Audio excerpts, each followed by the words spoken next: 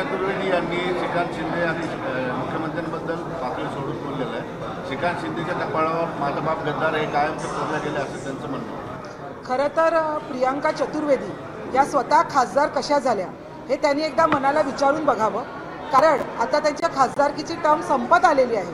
त्याच्यामुळे काहीतरी प्रक्षोभक बोलून आपलं परत कशी वर्णी लावता येईल हे बघण्याचं काम या प्रियांकाताई करतायत।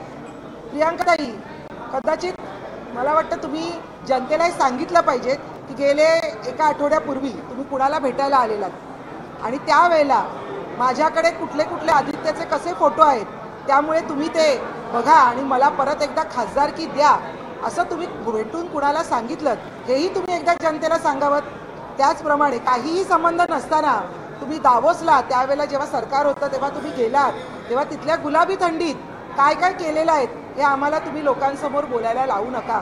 त्याच्यामुळे स्वतःची खासदारकी वाचवण्यासाठी तुम्ही ज्या पद्धतीने खालच्या पातळीचे आरोप करतायत हे जरा तोंड सांभाळून बोला, कारण आपण महिलात म्हणून आम्ही जास्त बोलत नाहीत, परंतु आपला शिवसेनेशी कुठलाही संबंध नसताना, मराठीचा गंध नसताना आपल्याला खासदारकी का दिली हेही तुम्ही कुठल्या कर्तृत्वामुळे दिली हेही तुम्ही लोकांना सांगितलं पाहिजे। एबीपी माझा, उघडा डोळे बघा नीट।